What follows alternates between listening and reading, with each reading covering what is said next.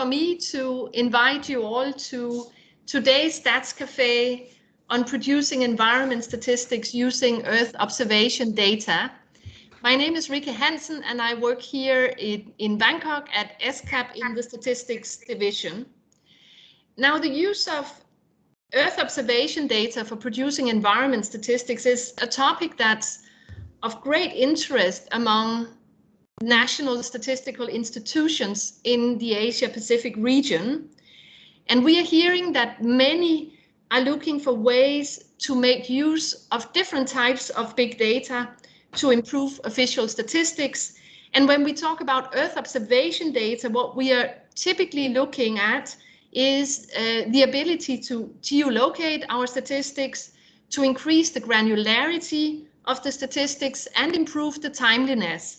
There's a lot of testing and experimentation going on, and I was very happy to see that many people have registered for the Stats Cafe today. It's just another witness of the humongous interest in this topic.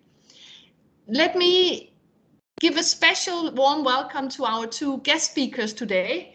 This is Mr. Viet Anh Hong from the Vietnamese Academy of Forest Science and Mr. Stuart Minchin, the Director General of the Pacific Community, which is better known to many of us as SPC. We also have a third speaker today, which is very much not a guest speaker, but an in-house speaker. And many of you will know her very well. This is Gemma van Halderen, who is the Director of the Statistics Division at ESCAP. So welcome to you as well, Gemma. Now, as usual, in the Stats Cafes, we will have a Q&A session at the end of the hour we've allocated today. I hope we'll have around 20 minutes at the end. And I want to encourage all of you who are listening in, as the questions pop up in your mind, ask them and put them in the chat box, and we will be monitoring the chat and pick up your questions during that Q&A session. So this should also make things as efficient as possible so that we can get through as many as possible of your questions. I want to also at the outset thank other colleagues for really pulling together this cafe, not least Irina, Pim and Tanya, who many of you have had email exchanges with. So thank you very much to all of you. Now, before properly introducing and giving the floor to our first speaker, I'm pleased to inform you that today ESCAP releases a new tool, which is very topical to today's Stats Cafe. It's a one-on-one guide on how to produce land cover change map and statistics, making use of open source GIS software, RStudio, and freely available satellite data. My colleague Ayo will do the honors of the formal launch of this tool, and I've asked for some fanfare and fireworks. So let's see what she comes up with. Ayo, the next 2 minutes are all yours, please. Yes, thank you. I'm having a little technical difficulty here. I'm so sorry. I'm trying to get these fireworks and this fanfare on. So just bear with me a little. Thank you all. I'm gonna stop presenting and just try presenting another way. Okay. I should probably have tested this before.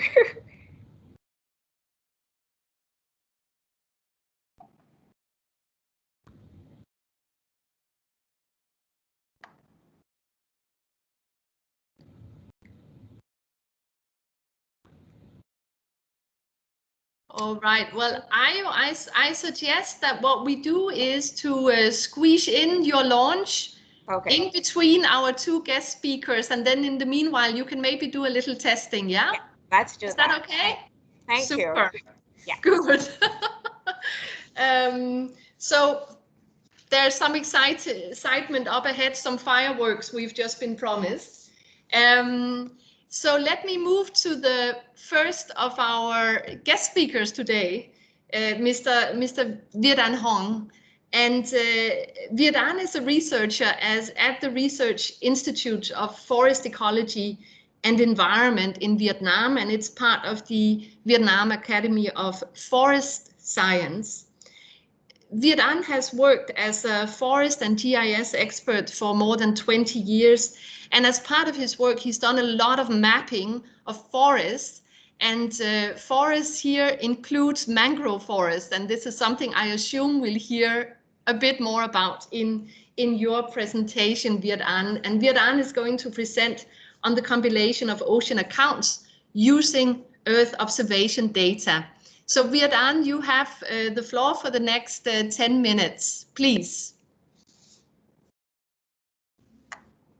Okay, thank you.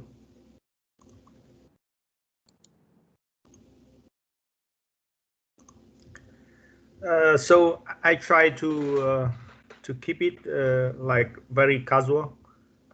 Because actually when we doing the ocean account for the pilot province in Vietnam, we did not use a lot of satellite data. It's mainly due to the approach that I think like different country have a different approach, and when we do this, we think it's really as an accounting. So the data we looking at, it's try to have official data. So like compiling, like quickly compiling data from satellite data, it's not really in our agenda. But we did use the remote sensing data for forest mapping and some other. So in my talk, we also talk about some of the data sets that we wish to use in our study, but did not have chance to, or we want to use this in the future. So this is just quickly the framework of ocean accounting, and like in the data collection, we wish to use the satellite image for valuing ecological service and environment. So there are 4 data sets that I quickly think that can be compiled and extracted from EO data. First is mangrove forest and also wetland ecology. The second one is sea grasses. The second one in our pilot project in Vietnam, we have to rely on the previous ground survey. We did not have the satellite data research at the time. The third one is water quality, and the fourth one is dynamic of the coastal and tide flat, like erosion of the coastal, for example. So here is the quick reason from our pilot study. We have some location of seagrass and coral, but it's all come from like previous almost 10 years old ground survey. And here we have some water quality monitoring station. This is the set of data sets that we use for Quảng Ninh pilot study. Quick, the ones that are more related to Earth observation, it's Quảng Ninh mangrove forest for 2015 and 2018, and coral and seagrasses. So for the mangrove area, we use the data from the national forest inventory. So our first inventory in 1980 actually is supported by FAO. It's the first time we introduced to Landsat MMS and combined with ground survey. And the latest inventory cycle, it's 2010-2015. It's cost a lot. It's almost $60 million, and we use VNRedSat. It's a Vietnam owned satellite. I think it's supported by French with a resolution of 5 meters. We also use Spot 5 and Spot 6 because we have some agreement with which spot for the reduced price, because they have a downlink station in Vietnam. So the reason of the latest inventory cycle, it's now stored and managed in a system called FORMIS, Forest Information System. It's a centralized forest monitoring, and in Vietnam we map the forest down to the household level. So currently we have like 7 million forest plot or stand, and each stand you will have like data about the forest type, the zoning, the function, also the ownership, and the classification. It's a segment-based classification. We also have a system from district update annually to the centralized system for updating and also for data management and extraction. So this is data that we extracted from the FORMIS for the Quảng Ninh province. So we have the mangrove in yellow, in green, and the sandy forest in the pink, and we have the dike here in the red color. So we see that most of the dike is protected by mangrove forest. For the comparison in our study, because of the of the classification changing in the last 4 and 5 cycles, so it's quite difficult to compare. So we use the peer review paper published by Vietnam Academy of Space Technology.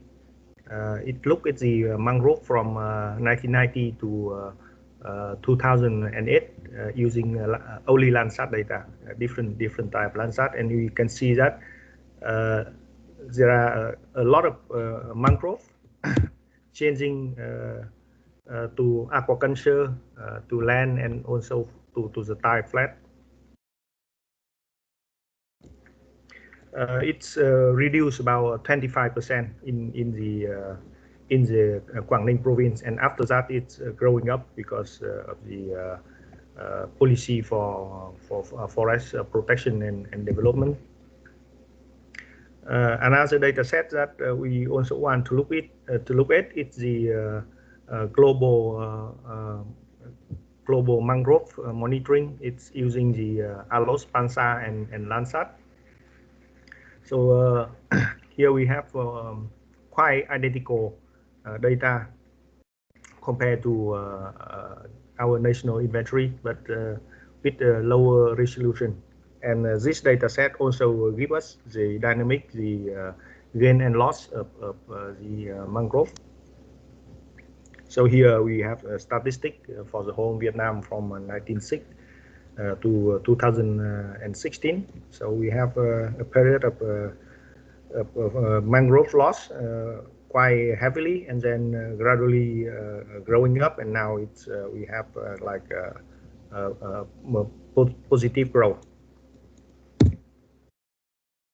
So the second type of data set that we think can be used for ocean accounting, it's seagrass mapping. So this is a study done by also the Vietnam Institute for Space Technology. So they look at mapping classification of seagrasses in Khánh Hòa province. It's in the southern Vietnam, using 3 different type satellite data: Landsat, Sentinel-2, and VN-RedSat. So all of the 3, it's giving quite high accuracy with kappa more than 0.8. And the reason from mapping from 2000 to 2018 show that we lost about 74% of seagrass area in Khánh Hòa province.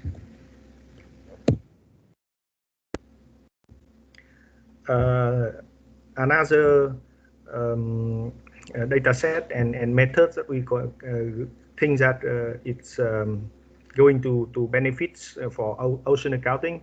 It's for water quality for the particle matter. It's mainly like for the assessment of water turbulence.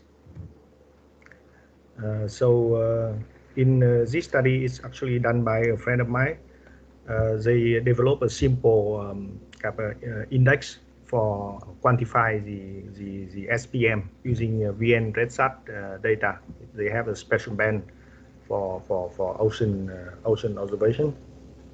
So we can have this for any location in Vietnam and as a time series as well.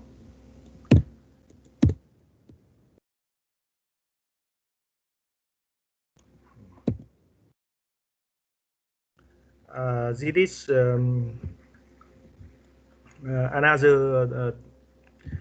another paper looking at the water quality, but this for chlorophyll A. It's mainly for the giving the indicator of the cleanness of water. And this study they have study site in Quảng Ninh. It's the pilot study also in the Mekong Delta. And the reason here is quite interesting. For Quảng Ninh province, for example, is down here. The color here is showing the intensity. Is it increasing or decreasing of the chlorophyll A in the water? And we see that it as the fishing production going up in Quảng Ninh, the trend of chlorophyll A or reflecting the water cleanness also increase. So that means fishing production it's have a positive relation with the water quality. And I think we can easily repeat it for any part of Vietnam or other country. Vidan, your 10 minutes are actually up. Is it possible for you to wrap up within the next 2 minutes or so? Yeah, it's almost finished. So here is another data set for vessel fishing. I think it's also very interesting. It's now available on Google Earth Engine, so we can do quantification research with this data set. So like the intensity of fishing.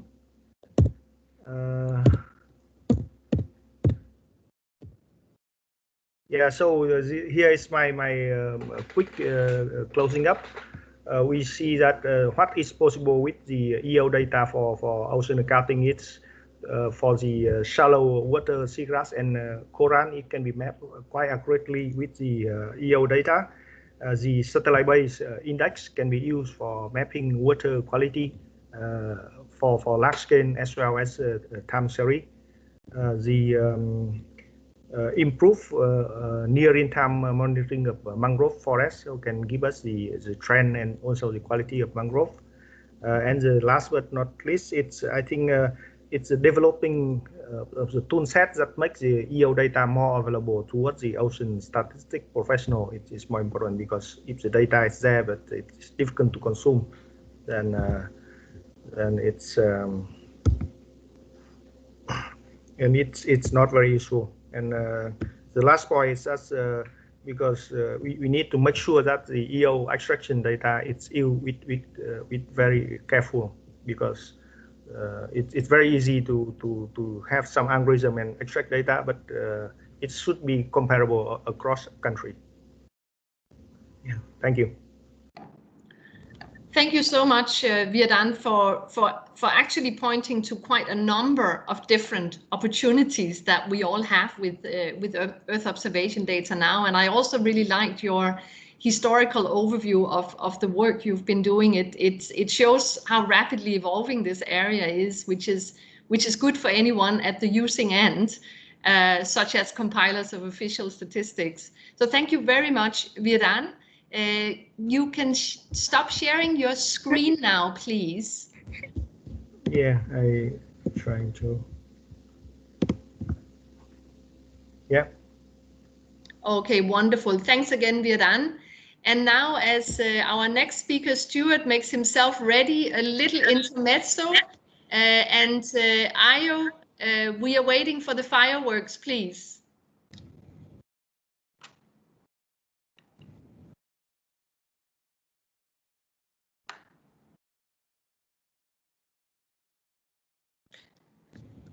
Yeah.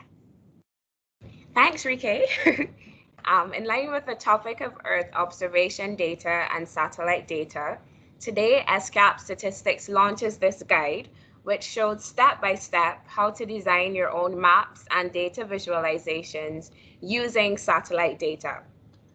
Always heard of QGIS and RStudio and wanted an idea of how these programs work?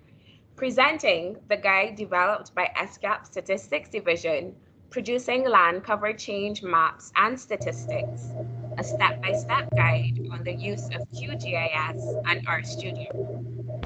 Follow the link provided and let us show you how to get started, from downloading the data, processing the data, and producing the results, such as the maps that you see here.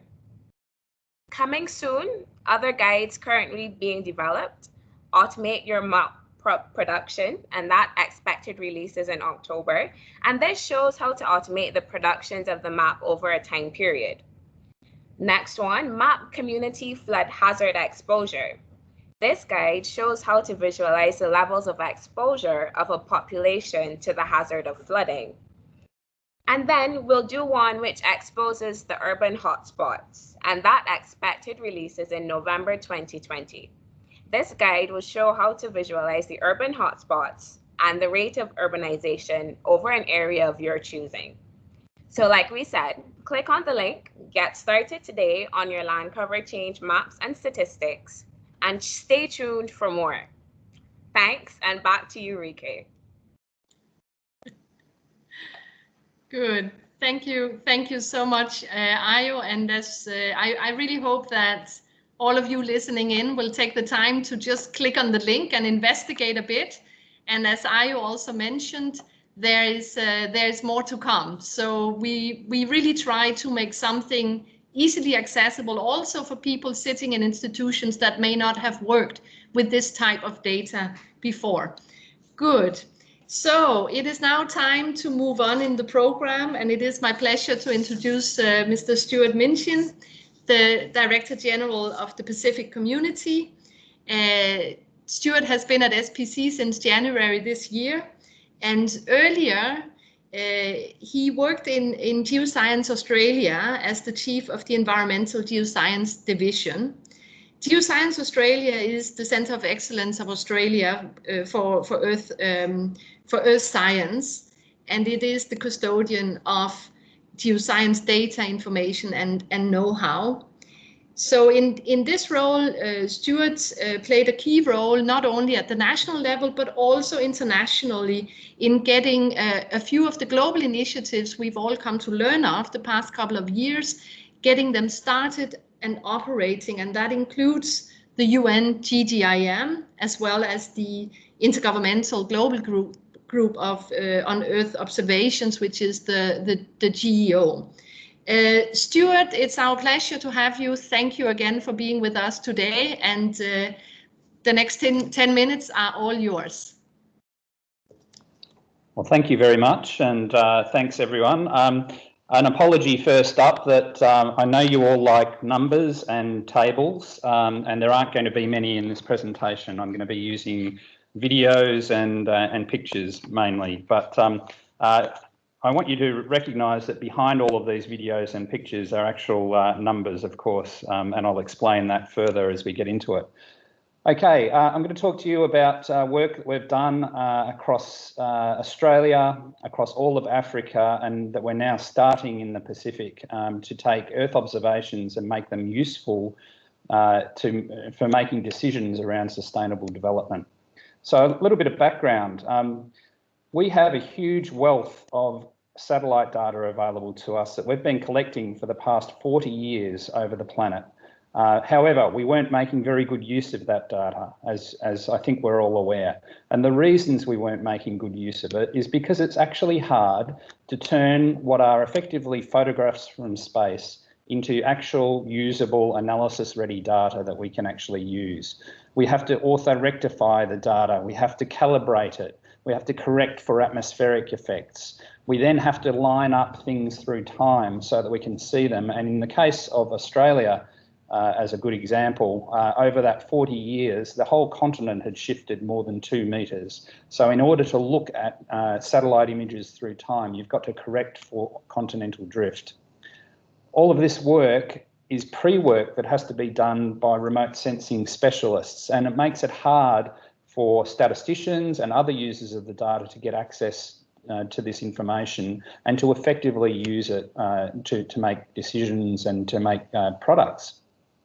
So in Australia, we developed a tool to do this that we call Digital Earth Australia. And Digital Earth Australia is a technology based on a technology called the Data Cube, the Open Data Cube, that basically takes satellite observations, transforms them into analysis-ready data, and turns that analysis-ready data into what we call decision-ready products. Those decision-ready products are products that are ready for consumption, perhaps gridded information, perhaps a decision tool, a product that people can understand without being a remote sensing specialist. And if I could use an analogy, this is equivalent to what happens with our weather forecasting. A weather bureau takes observations from the land, sea, satellite, turns it into a weather model, and then delivers us decision-ready products, whether it's going to be sunny today, whether it will rain. Those products don't require us to become a meteorologist. We just use it and we consume it into our decision-making process. So Digital Earth Australia and the Open Data Cube is a tool that allows you to transform that raw information from satellite into those decision-ready products. And I'm going to show you a few examples of the decision-ready products that we generate routinely across Australia and increasingly now across Africa. I've used the SDGs as a key here, so you'll see in the corner of each of these products one of the symbols that tells you which area this relates to. So first up, here's an example of a decision-ready product. This is a map of a wetland in our Murray-Darling Basin in Australia, and what you're looking at on the right is the water content of that wetland changing through time. What you can see is that until about 2014, there wasn't much water in that wetland, and then after 2014, there was lots of water available. What happened? There was a policy change, and we can actually see that directly in the images and the change in the amount of water that's visible in that wetland. But what's really important here is we can do this for every single wetland on the continent. So rather than surveying 2 or 3 wetlands and then extrapolating that broadly, we can do a census of the wetlands, and we can update that every 5 days across the entire continent to give the latest information as to the water content, and we can measure changes in policy and outcomes. Here's a map of the water bodies across Australia. This is every water body in Australia that's larger than an Olympic swimming pool size. And we mapped over 295,000 water bodies across Australia. And for every one of those water bodies, we can tell you how full it is at the moment. So in the bottom left, you're seeing something that's only 10% full. The top left, we're seeing something that's 100% full. So just from seeing the coverage of water, you can actually get an estimate of its current status.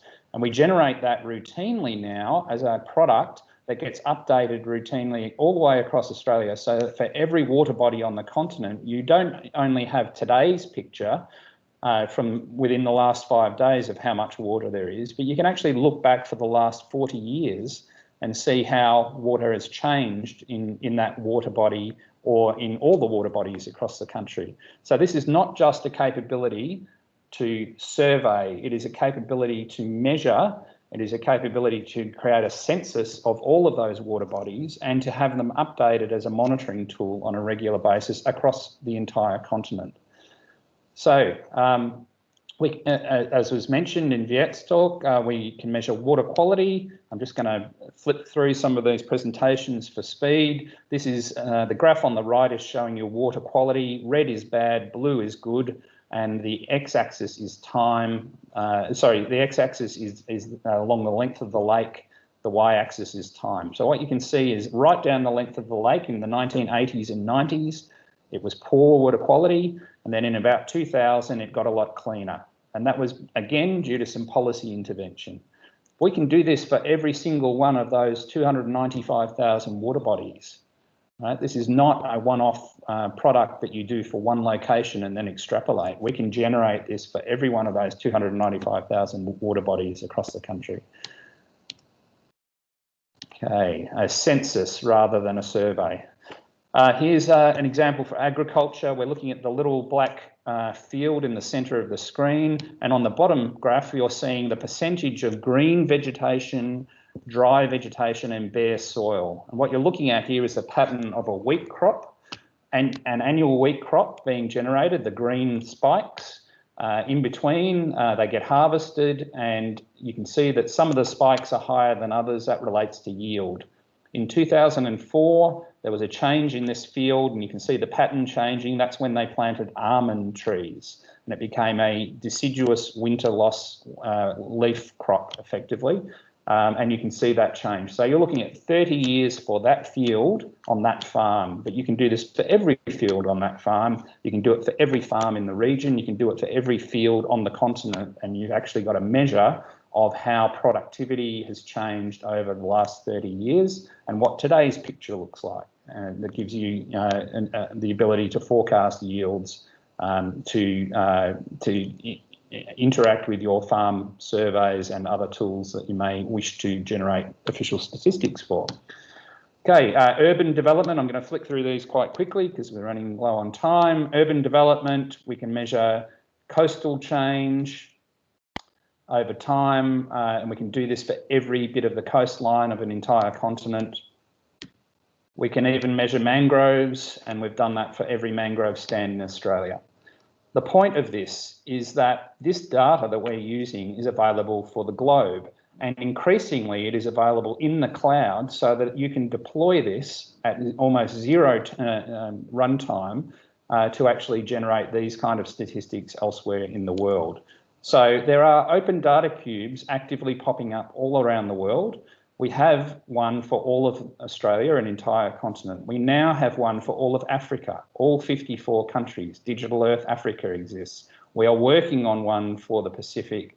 There is one in development for South America as well. So this is increasingly technology that is available in many of the places that you care about. As I mentioned, Africa is happening. And in the Pacific, we're kicking off an effort to deliver this. So Digital Earth Pacific will focus on some more marine and more water-related aspects, unsurprisingly, because we are the blue continent and we have large ocean areas of influence and small land areas. However, all of those products that I showed earlier will be able to be used for the land masses within the Pacific, but we'll also be able to develop tools around coral bleaching, coastal change, climate change impacts, and others. This is just to show you, we've actually started doing this. We've got a pilot for Vanuatu, and the Vanuatu pilot was the quickest data cube that we've ever built. It only took roughly 3.5 hours to generate for all of Vanuatu. And this is because the data now exists in the cloud. If you know how to utilise this tool and pull together these products, you can start generating these decision-ready products rapidly for areas of interest. The space agencies have turned these, have put their data in analysis-ready form in the cloud for us to make use of. So here's some example products for Vanuatu: vegetation change, coastal change. The little yellow areas you can see down in the bottom of that bay are where there's been port development, and we can measure that and monitor that directly. Coastal water quality, as was mentioned by Viet. So Digital Earth capability built through Open Data Cube is available for you to use. It is delivering decision-ready products in large-scale implementations in Australia and Africa and soon in the Pacific. But the real point is that the data is there. This is about producing products that are not just a one-off survey, not an extrapolation, but are a routine census of measurement that give us a monitoring capability into the future for environment statistics. Thank you. Thank you very much, Stuart. This is hugely interesting. I can see I'm not the only one thinking that. I can see the meeting chat also with some positive comments here. I particularly like the distinction when we talk about Earth observation data between what we can call, well, the raw data, the satellite data, etc., and then the need to bring it into the analysis-ready sphere. And then we start looking at something that can actually support decision making. And I think many of us who are investigating the use of this type of data often get stuck in that first layer, because you sit with satellite data and you're thinking, and so what? That's kind of there's a lot of work to be done just before we can even start using it as something we could consider an input for statistics production, for example. And also your last point on the regularity, I think is a very important one. It is one of those we very often discuss among people involved and concerned about official statistics, the sustainability of production. And that's, of course, because we all brought up with the importance of time series and what happens next year, etc. So, Stuart, thank you very much. And I'm sure we'll pick some of these points up also in the Q&A. Let me hand it over to Gemma. No further introduction needed, I believe.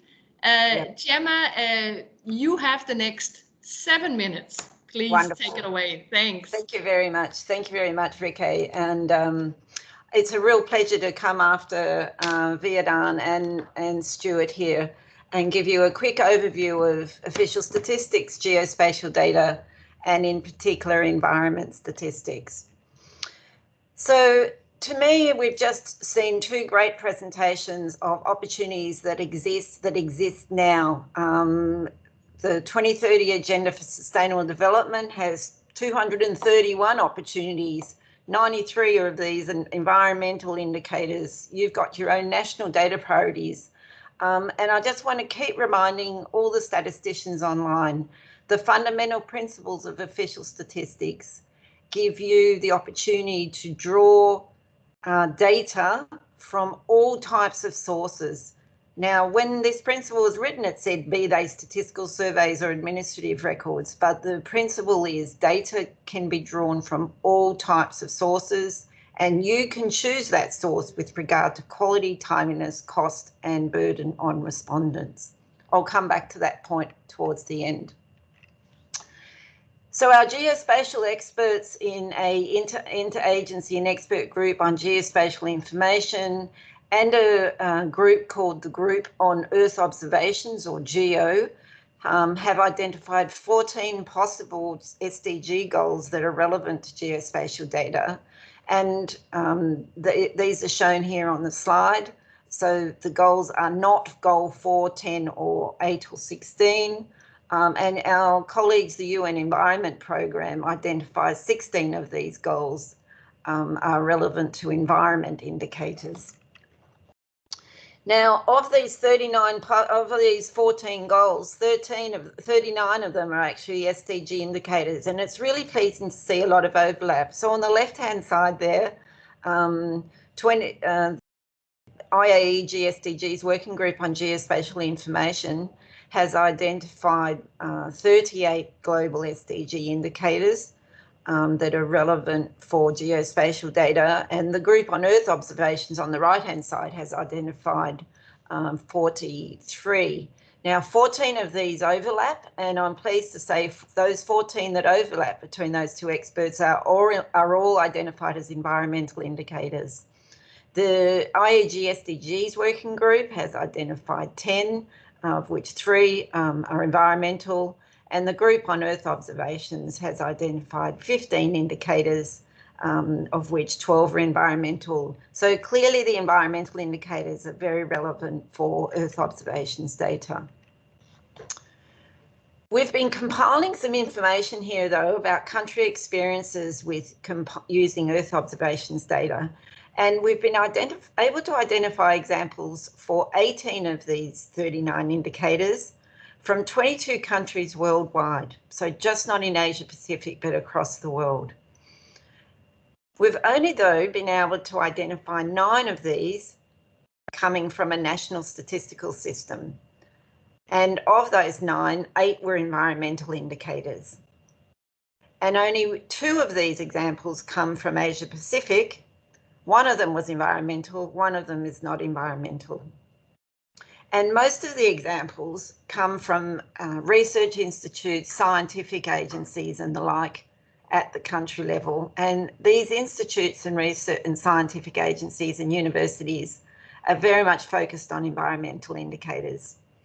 And at the start, you remember I mentioned that these environmental indicators and the use of Earth observation data span 14 of the goals. We've only been able to find country examples for 7 of the goals. So there's lots of opportunities here, as we've just heard from Vietnam and from Stuart.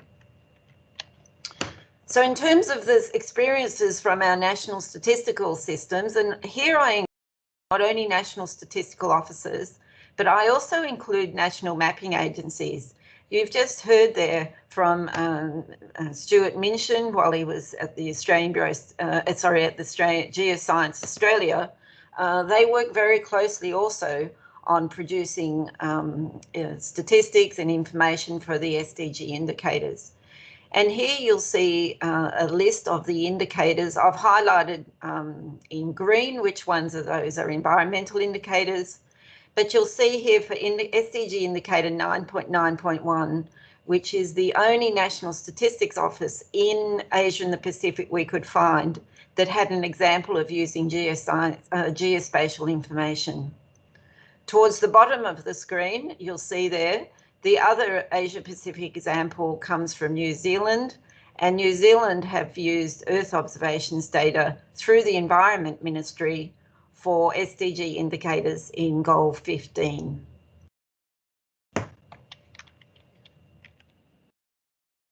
So I know we're talking to you as people interested in geospatial information, but also environment statistics, but I'm going to show you the example from the Philippines of the use of Earth observation data for SDG 9.1.1.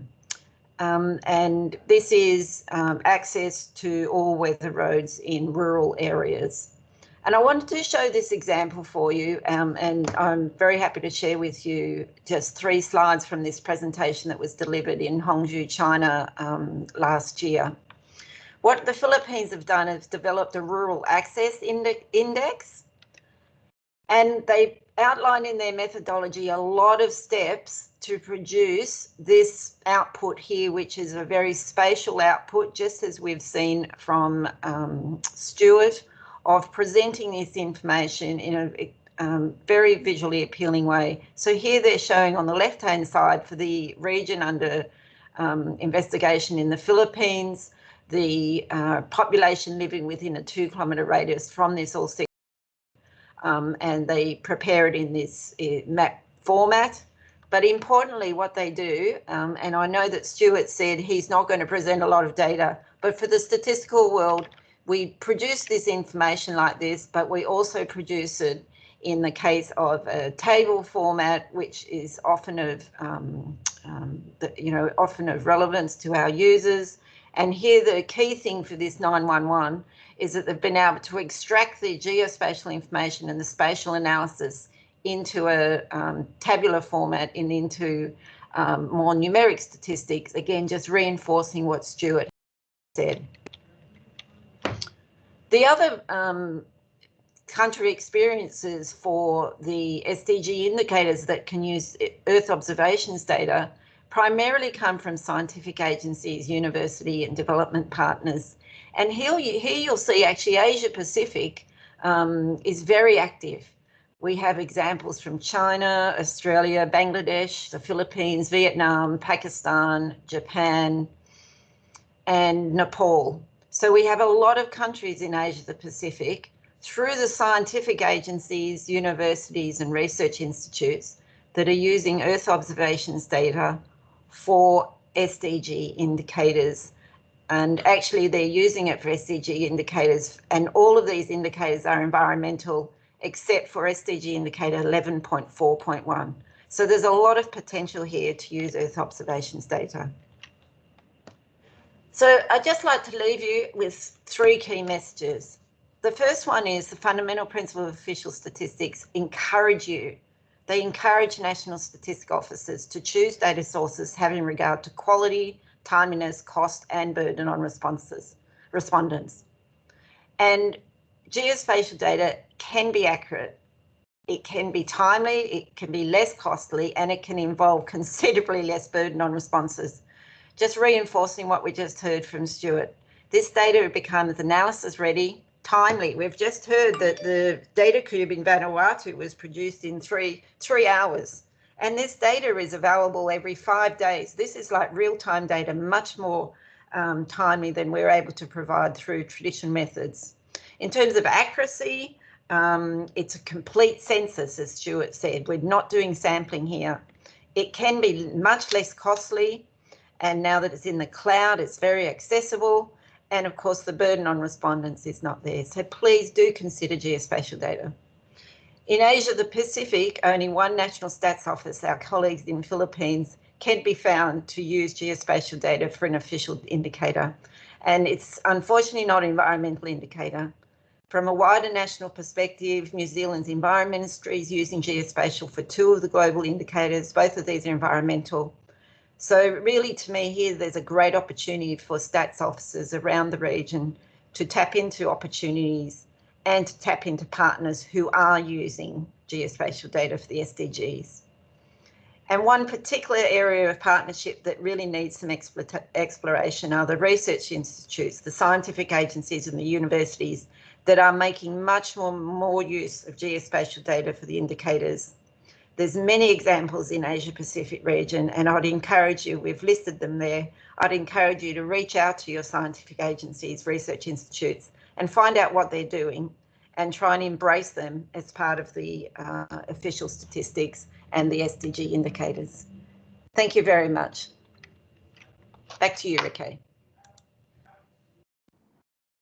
Yeah, thank you. Thank you very much, Gemma, also for nicely bringing us back to the official statistics community and really adding that perspective. And I think some very important key messages that has a lot to do with outreach and institutional collaboration.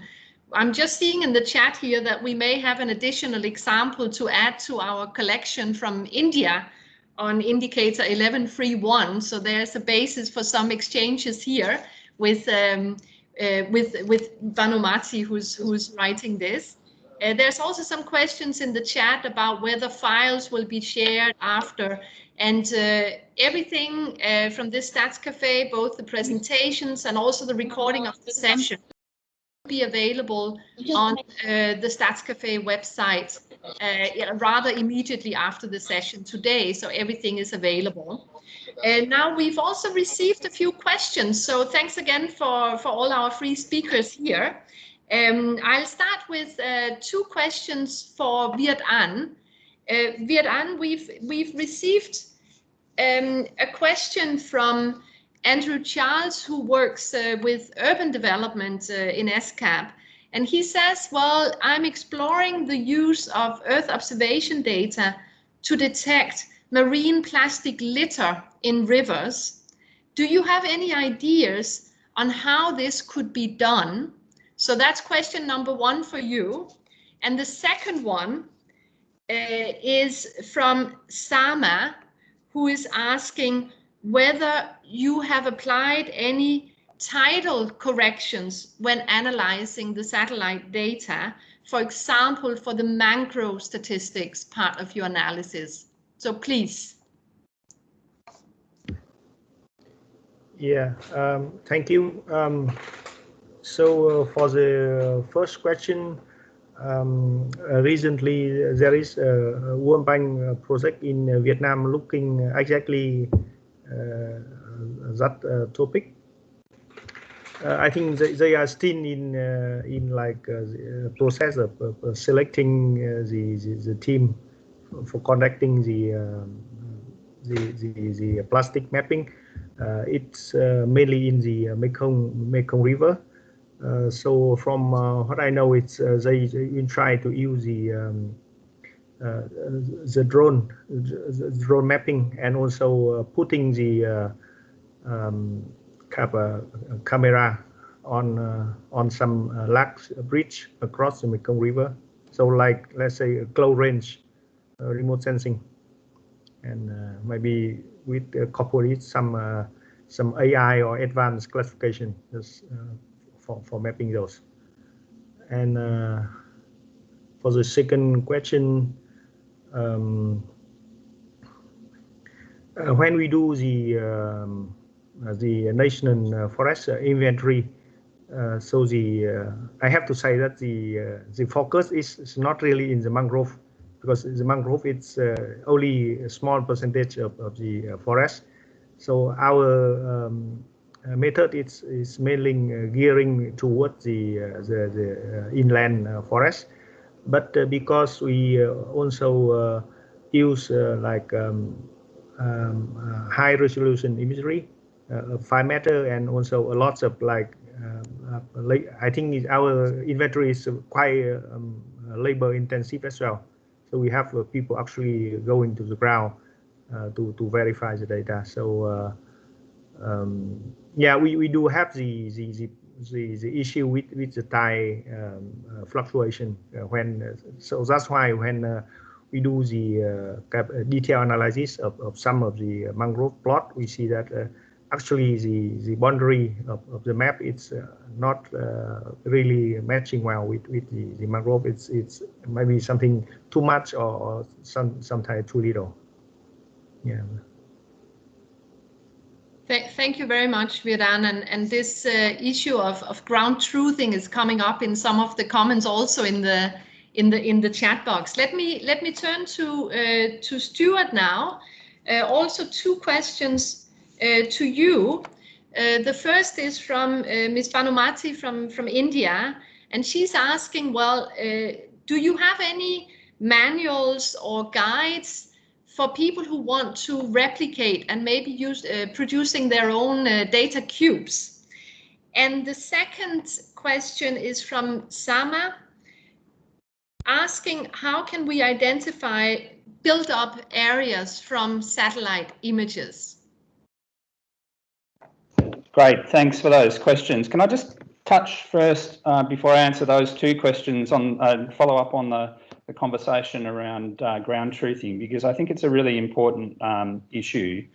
So first of all, with our mangrove product that I highlighted for all of Australia, yes, we correct for tides first up, because we're able to mine the time series. We've got 30 years of information there. For every image, we can then assign it to a state of tide, and over time we get much greater accuracy of our assessments. And this really gets to the key issue of ground truthing, because there's a paradigm shift that people have to make about what they mean by ground truthing, and it's a really important point that I want the statisticians to think about. Statisticians and environmental scientists tend to be very comfortable with measuring very precisely a sample and then extrapolating wildly, spatially, from that sample, right? But they feel uncomfortable about measuring less precisely at all locations and to come up with their answers. So what tends to happen in statisticians' minds is they want Earth observations or geospatial information to directly replicate their existing methods and come up with exactly the same precision that they're used to measuring on a plot basis or something like that. And that's not what it's going to do. It'll never do that. But it does measure less precisely everywhere. So you have to think about your statistics as being a summarization problem rather than an extrapolation problem. And And once you've turned that around in your mind, you can actually get huge power out of developing these techniques. They will measure slightly different things, but they will measure them everywhere, and they'll measure them consistently and repeatably and in a timely manner and cheaply. And then you can use that broad information to target where you want to go and do your detailed assessment, rather than having to do that randomly because you're trying to assess the whole population, if you like. So there's a paradigm shift people have to think about. We don't go and ground truth, because actually ground truthing in its traditional sense, a precise measurement somewhere, is just as inaccurate, because it's actually only measuring one place, and then you're assuming that the spatial characteristics are the same elsewhere. And so that there are some challenging conversations that you have to have about what ground truthing actually means in this context. So sorry, back to your two questions. Just to finish that one off, all of the products that I showed you have been peer reviewed and published in the scientific literature, right? So this is not, they're not just pretty pictures. There are numbers behind it. There is precision estimates. There is accuracy estimates. All I'm pointing to is that they will give you different approach and a different sort of product than you're used to doing when you're doing precise on-ground measurements. Manuals, and there's a whole community of people developing Open Data Cube applications. You can find that at opendatacube.org, all one word, opendatacube.org. You can join the community. You can there's help desks. There's all sorts of development going on globally with that. Also worth checking out Digital Earth Australia and Digital Earth Africa. If you Google them, you'll find access to those outcomes. And in terms of built environment, being able to extract this, yes, there are algorithms that are able to extract built environment estimates and impervious surface estimates across areas. But more importantly, the tools that you can develop here can go even further than that. You can see when the land is first cleared in preparation for the development of urban development. You can see trends occurring, so you can actually anticipate those activities occurring, because you've got that regular revisit of a time series giving you comparative measurements over time in a consistent way that you can measure across country boundaries, across whole continents, rather than being something where there's one methodology in one place and another methodology in another place. So back to you. Okay, thanks very much, Stuart, for these answers, but also in particular your elaboration on the ground truthing issue. I think you're absolutely right here that we are looking at not only new technologies and tools, but also we need to readjust our brains to some extent here to fully embrace the opportunities provided. I see Viet An, you have raised your hand. Do you want to add to this one as well?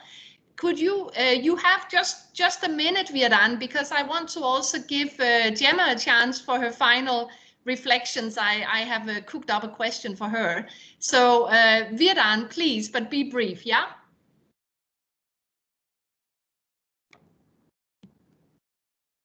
Viet An, you on mute. Okay.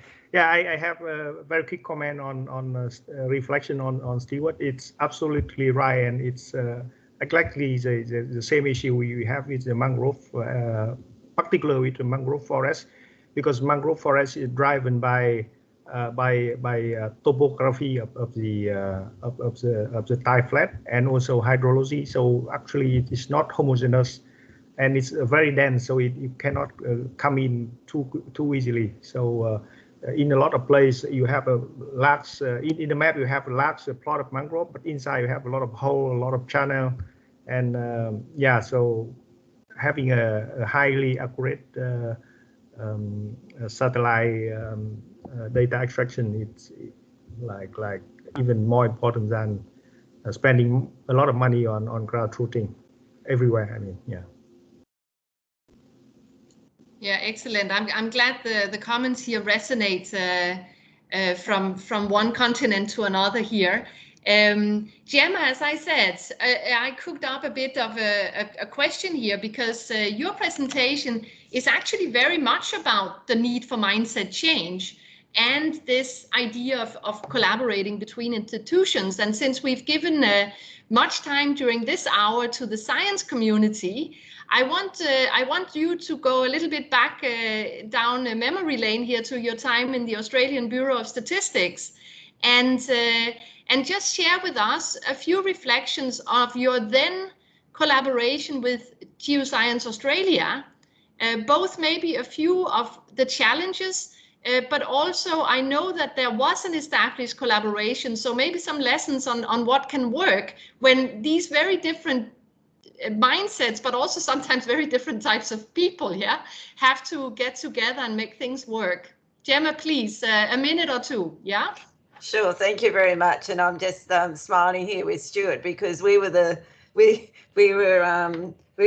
people that basically worked very closely together on this area for many years. So my reflections again is very similar to what we've heard. You have to have an open mindset here.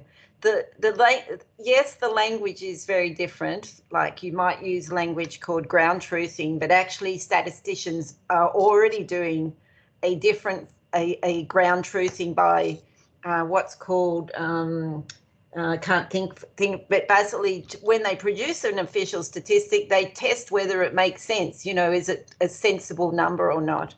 We already do editing, getting our data in analysis ready format. So the environmental scientists might call it analysis ready data. A statistician would call it editing, whether it's input or it's output editing. To me, the mindset here is you've got to get over your terminology. You've got to get over your fixed mindset of how things might be done. But it's doable. And I think what we're seeing here is in these days of statistical officers having such a broad range of things that they need to produce, and policy, at the end of the day, our job is to produce policy relevant official statistics. And we just can't do that running traditional surveys and censuses anymore. We have to embrace other forms of data. We've embraced administrative data, and I just encourage you to please embrace the Earth observations data. You've just seen two great examples of it. The data's there, it's analysis ready. Embrace the language, embrace your partners across the statistical, across the information system, if you like. It's more than just a statistical system, it's a data and information system.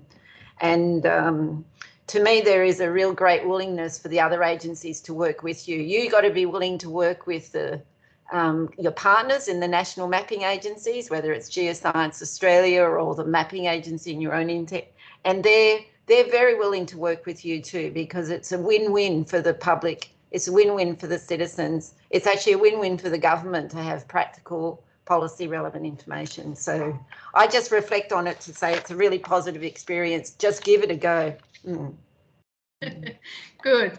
Thanks, Gemma. And I think with that encouragement, it's a good point to close the cafe for today.